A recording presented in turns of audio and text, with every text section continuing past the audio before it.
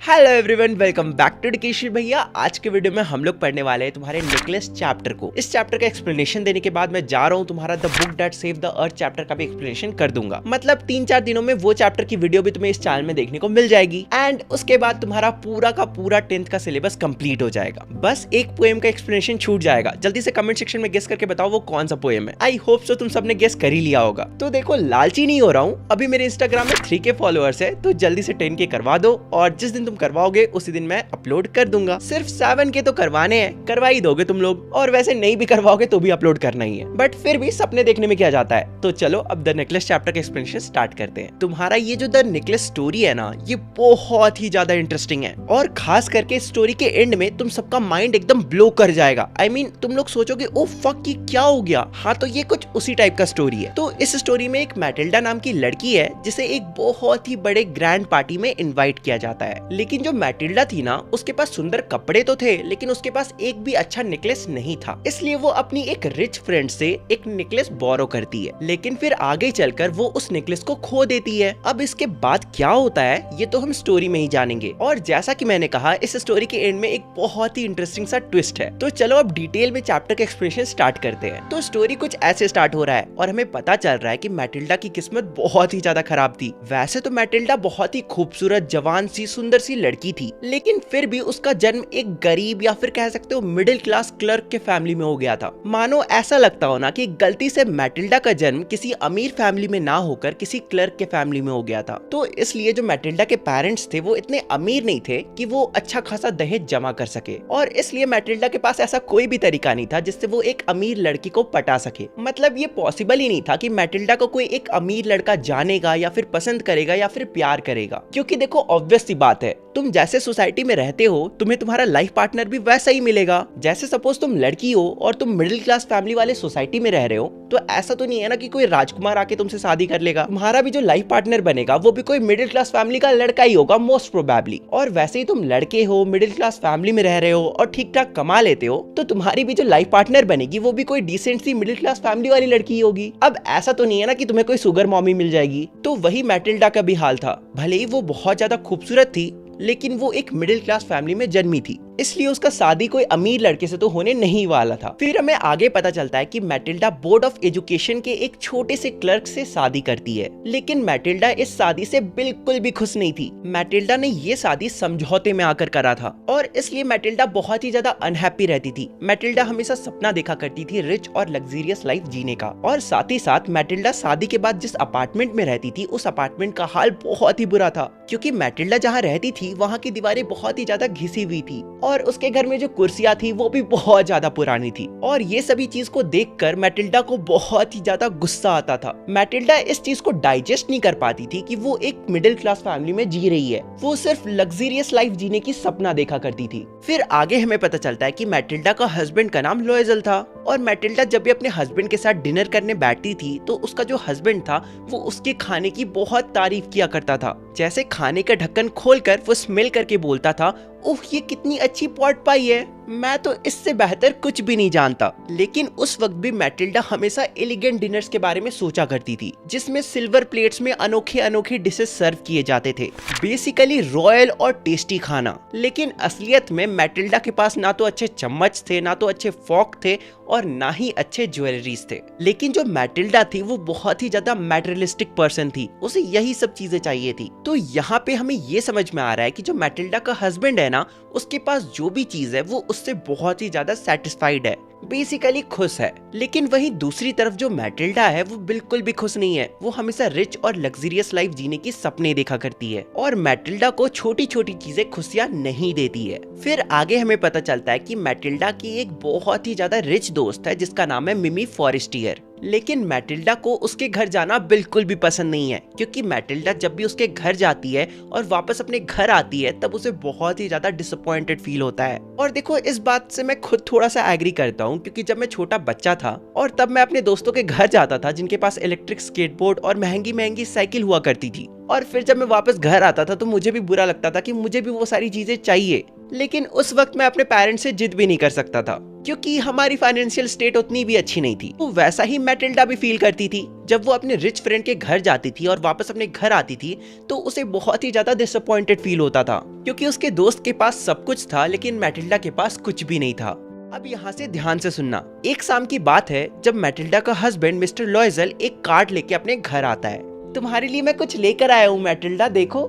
जिसके बाद मैटिल्डा जल्दी से उस प्रिंटेड कार्ड को खोलती है और उसे पता चलता है कि वो एक इनविटेशन है, वो भी the minister of public instruction की तरफ से, जहाँ पे उसका पति काम करता था। लेकिन जो मैटिल्डा होती है वो उस कार्ड को देखकर बिल्कुल खुश नहीं होती है और उल्टा उस कार्ड को जोर से टेबल पर फेंक देती है।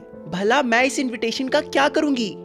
मुझे तो लगा था तुम खुश हो जाओगी क्योंकि हम आज तक किसी भी बड़े ओकेजन में नहीं गए हैं, और वैसे भी ये इनविटेशन हमारे ऑफिस के सिर्फ कुछ चुनिंदा लोगों को ही दी गई है और हम उन्हीं लकी लोगों में से एक हैं। इतना बड़ा ओकेजन है लेकिन फिर भी मेरे पास पहनने को क्या है?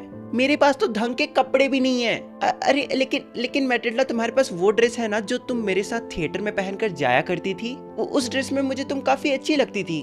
I mean, काफी अच्छी लगती हो। मैं कहीं नहीं जाऊंगी बिना अच्छे कपड़ों के। ये कार्ड तुम अपने किसी दोस्त को दे दो। अच्छा मैटिल्डा, मैं देखता हूँ कि मैं क्या कर सकता हूँ। क्या तुम मुझे ये बता सकती हो कि एक अच्छा कॉस्ट्यूम जिसे तुम अपने पार्टी में पहन सको वो कितने का आ जाएगा? सोचने दो, एग्जैक्टली तो पता नहीं, लेकिन करीब 400 फ्रांस में काम चल जाएगा। मैटिल्डा ने ये सब कुछ बहुत ही ज्यादा सोच समझ कर बोला था, लेकिन फिर भी मैं तुम्हें बता देता हूँ कि 400 फ्रांस इंडियन करेंसी में 40,000 रुपीज होता है। हाँ, तुम सही समझ रहे हो, 40,000 रुपए होता है। मतलब मैटिल्डा को 40,000 के कपड़े चाहिए थे। इतने तो इंडिया में क्लर्क की सैलरी भी नहीं होती। इसलिए ये सुनकर मिस्टर लॉयजल का चेहरा पीला पड़ जाता है।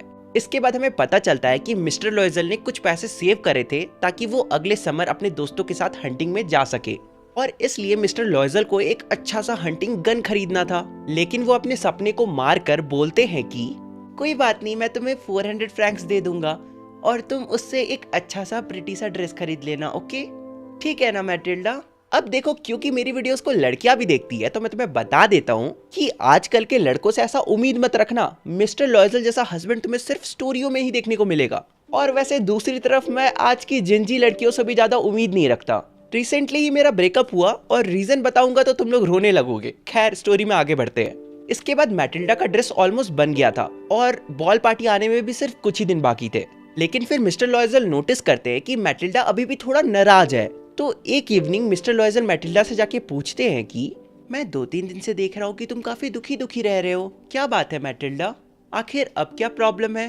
अब तो तुम्हारा ड्रेस भी बन गया है एंड वो कुछ ही दिन में आने वाला है। मेरे पास उस बॉल पार्टी में पहनने के लिए एक अच्छा सा ज्वेलरी भी नहीं है। मैं उस बॉल पार्टी में कितनी गरीब दिखूंगी। इससे तो अच्छा यही रहेगा कि मैं उस बॉल पार्टी में जाऊँ ही ना। लेकिन मैटिल्डा, तुम कुछ नेचुरल भी ट्राई कर सकते हो, जैसे कि तुम फूल पहन सकते हो और इस मौसम में तो वो काफी अच्छी लगती है। मैं कहीं नहीं जाऊंगी। ये कितनी शर्मिंदगी की बात होगी उन अमीर औरतों के बीच में सैबी दिखना, मतलब गंदी दिखना। इससे तो अच्छा यही रहेगा ना कि हम बॉल पार्टी में जाए ही ना। अरे हम तो भूल ही गए, वो तुम्हारी एक रिच दोस्त थी ना, क्या नाम था उसका? मिमी फॉरेस्टियर। तुम उससे एक दिन के लिए कोई ज्वेलरी क्यों नहीं मांग लेते? तुम पार्टी में पहनकर चलना और अगले दिन जाकर उसे रिटर्न कर देना। और फिर क्या, मैटिल्डा अपने दोस्त के घर जाती है, मतलब मिमी फॉरेस्टियर के घर जाती है और उसे सारा सीन बताती है और फिर एक नेकलेस के लिए डिमांड करती है। और एज अ गुड फ्रेंड जो फॉरेस्टियर होती है वो क्लोजेट के पास जाती है और एक बड़ा सा बॉक्स लेकर आती है और मैटिल्डा को बोलती है कि इसके अंदर तुम्हें जो भी ज्वेलरी पसंद आता है वो तुम रख लो। मैटिल्डा ने पहले कुछ ब्रेसलेट्स देखे, फिर एक मोती का हार देखा, फिर एक वियतनामी क्रॉस देखा जो कि सोने और अनमोल पत्थर का बना हुआ था। फिर मैटिल्डा ने सारे ज्वेलरीज को पहनकर शीशे के सामने ट्राई किया, लेकिन फिर हिचकिचाते हुए कही कि क्या तुम्हारे पास और ज्वेलरीज हैं? तो मिमी फॉरेस्टियर कहती है कि अरे हाँ, खुद देख लो, मुझे नहीं पता इनमें से तुम्हें क्या पसंद आएगा। तभी मैटिल्डा ब्लैक कलर का सैटिन का डिब्बा देखती है जिसके अंदर एक बहुत ही खूबसूरत सा डायमंड नेकलेस था। और जब मैटिल्डा उस डायमंड नेकलेस को बाहर निकाल रही थी तब उसके हाथ कांप रहे थे। और फिर जैसे ही उसने अपने गले में रखकर उस नेकलेस को देखा तो वो बहुत ही ज्यादा खुश हो गई। फिर धीरे से मैटिल्डा मिमी फॉरेस्टियर से पूछती है कि क्या तुम मुझे ये उधार दे सकती हो? तो मिमी फॉरेस्टियर बोलती है कि अरे हाँ, क्यों नहीं, मैं अभी लेकर आती हूँ। इसके बाद आता है बॉल का दिन। उस दिन मैटिल्डा बहुत ही ज्यादा खूबसूरत दिख रही थी और सभी उसे देखकर शॉक्ड थे। वो सबसे सुंदर दिख रही थी और वो सभी को देखकर स्माइल कर रही थी और सबसे अच्छे से पेश आ रही थी, मानो वो कोई अमीर घराने से हो। उस बॉल पार्टी में आए सभी मर्दों ने मैटिल्डा को नोटिस किया और सभी उससे जाकर बात कर रहे थे। उस बॉल पार्टी में आए सभी मर्द उससे मिलना चाहते थे और साथ ही साथ सभी उसकी तारीफ कर रहे थे। और इसी तरह से जो मैटिल्डा होती है वो पूरी रात मजे करती है और अब सुबह 4 बज जाते हैं। लेकिन मैटिल्डा के जो हस्बैंड थे मिस्टर लॉयजल, वो रात 12 बजे ही बोर हो गए थे, इसलिए वो पास के ही एक सैलून में जाकर सो गए थे 3 और मर्दों के साथ जिनकी बीवियां पार्टी में एंजॉय कर रही थी। हालांकि 4 बजते ही मिस्टर लॉयजल मैटिल्डा के पास आ जाते हैं क्योंकि बहुत ही ज्यादा ठंडी हो रखी थी। और भले ही मैटिल्डा ने अच्छे कपड़े पहने हो और अच्छी ज्वेलरीज पहनी हो, लेकिन उसके पास एक भी ढंग का सॉल नहीं था। इसलिए मिस्टर लॉयजल एग्जैक्ट 4 बजे आते हैं और मैटिल्डा को एक पुराना सॉल उड़ा देते हैं। लेकिन मैटिल्डा को ये देखकर बिल्कुल भी अच्छा नहीं लगता है, क्योंकि उसके आसपास की जो औरतें थी ना, उन्होंने लग्जरी फर वाला सॉल ओढ़ के रखा था और मैटिल्डा ने एक पुराना सॉल ओढ़ा हुआ था। इसलिए मैटिल्डा अब उस जगह से जल्दी से निकलना चाहती थी ताकि कोई भी उसे नोटिस ना करे। लेकिन तभी मिस्टर लॉयजल बोलते हैं कि अरे रुको रुको मैटिल्डा, मैं कैब लेकर आता हूँ। लेकिन मैटिल्डा अपने हस्बैंड के बात को नहीं सुनती है और जल्दी से वहां से निकल जाती है। और फिर उन्हें काफी देर तक कोई भी कैरेज नहीं मिलता है और फिर वो लोग कैरेज ढूंढते ढूंढते एक नदी के पास आ जाते हैं। और तुम्हें पता ही होगा नदी के पास ठंड के टाइम में कितनी ज्यादा ठंडी होती है, ऊपर से पेरिस में तो ठंड के टाइम में बर्फ भी गिरती है। और फिर वो लोग दोनों उसी ठंड में काफी देर तक खड़े रहते हैं और एट द एंड उन्हें एक ओल्ड कैरेज मिलता है। वैसी कैरेज यूजुअली पेरिस में रात को चलती है। वो कैरेज उन्हें उनके अपार्टमेंट तक छोड़ता है और वहां से चला जाता है। और उसके बाद वो दोनों अपने अपार्टमेंट में घुसते हैं और फिर मिस्टर लॉयजल को याद आता है कि उन्हें 10 बजे अपने ऑफिस भी निकलना है। और जो मैटिल्डा होती है वो अपना फाइनल लुक देखने के लिए मिरर के पास जाती है। लेकिन जैसे ही वो मिरर के पास जाती है और अपने सॉल को, अपने फोल्ड को हटाती है, तभी वो बहुत जोर से चिल्लाती है। तुम लोग गेस कर ही सकते हो उसके साथ क्या हुआ होगा। उसके गले में नेकलेस था ही नहीं, उसका नेकलेस ऑलरेडी चोरी हो चुका था। इस पॉइंट पे जो मिस्टर लॉयजल होते हैं वो आधे नंगे होते हैं, मतलब हाफ अनड्रेस्ड होते हैं। वो जैसे ही मैटिल्डा की चीख को सुनते हैं वो दौड़कर मैटिल्डा के पास आते हैं और पूछते हैं कि क्या बात है मैटिल्डा, क्या हो गया?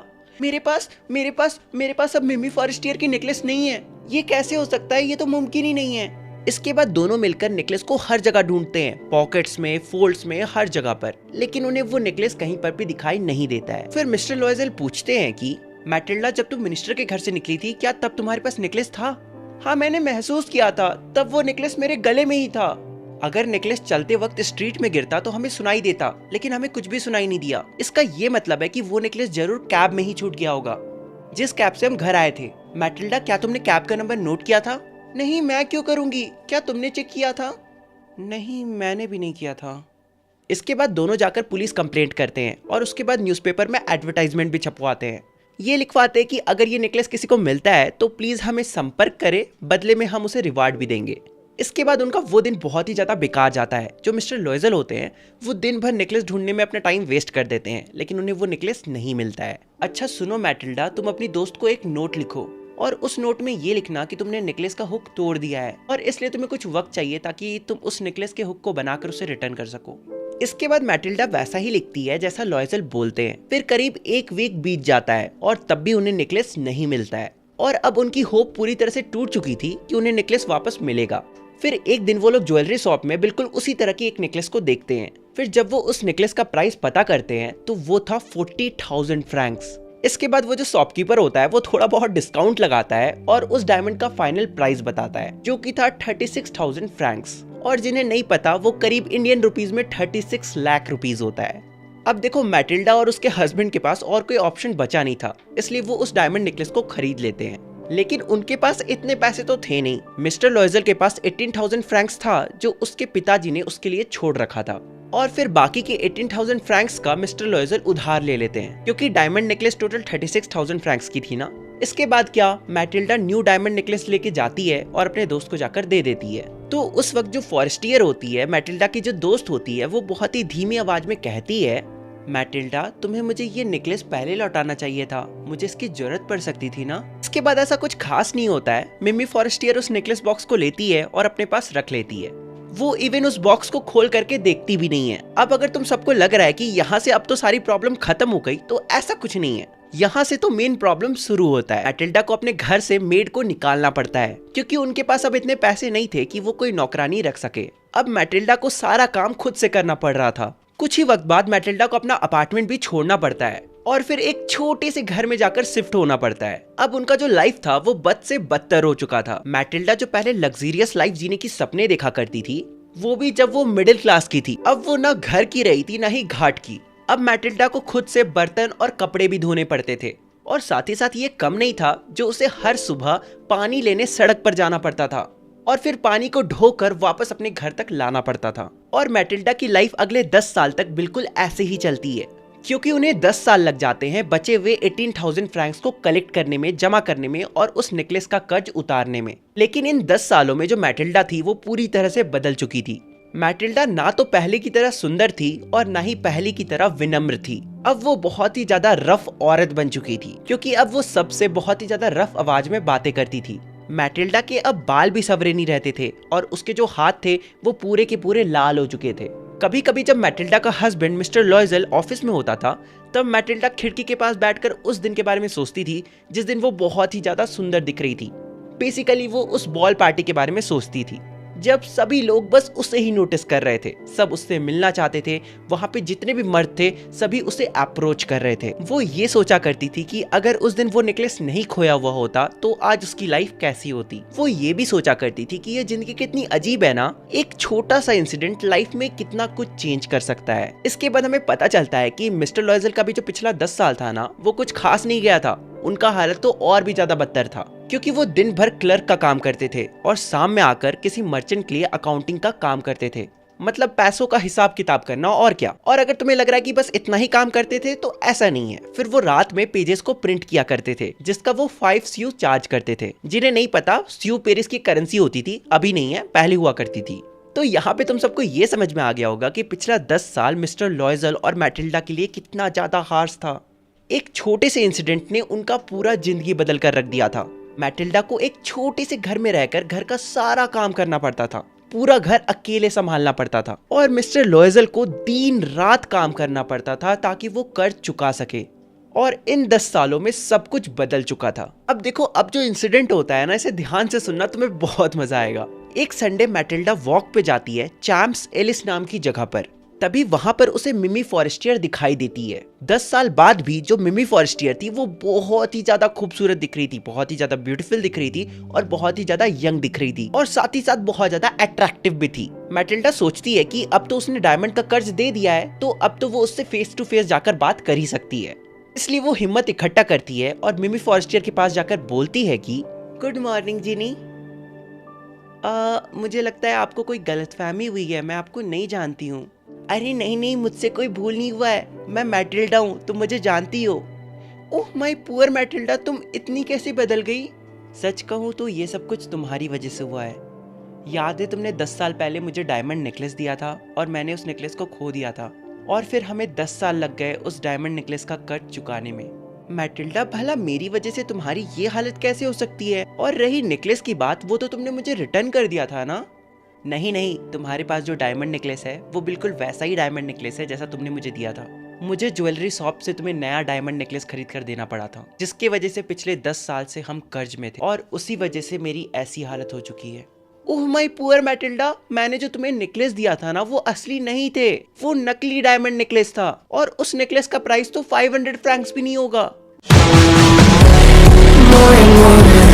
पे ये जो स्टोरी होता है ना, वो एंड हो जाता है। मुझे पता है तुम सबके मन में क्या कंफ्यूजन होगा, यही ना कि मिमी फॉरेस्टियर ने उस डायमंड नेकलेस वापस दिया या फिर नहीं दिया। वैसे ये चीज तो इस स्टोरी में नहीं बताया गया है, लेकिन मोस्ट प्रोबेबली दे ही दिया होगा। हालांकि ये जानना तुम्हारे लिए इंपॉर्टेंट भी नहीं है। ये स्टोरी हमें बस यही बताना चाहता है कि हमें उन सब चीजों से खुश रहना चाहिए जो कि हमारे पास अभी प्रेजेंट में है, और जो चीज हमारे पास नहीं है हमें उसके बारे में ज्यादा सोचना भी नहीं चाहिए। और अगर तुम नॉर्मली सोच भी रहे हो तो भी कोई प्रॉब्लम नहीं है, लेकिन उस चीज की वजह से तुम्हारा प्रेजेंट का मूड खराब नहीं होना चाहिए। अगर एक सिंगल लाइन में इस पूरे चैप्टर का मोरल बताऊं, तो इस चैप्टर का मोरल यही है कि हमारे पास जो भी चीज है ना, हमें उससे सेटिस्फाइड रहना चाहिए।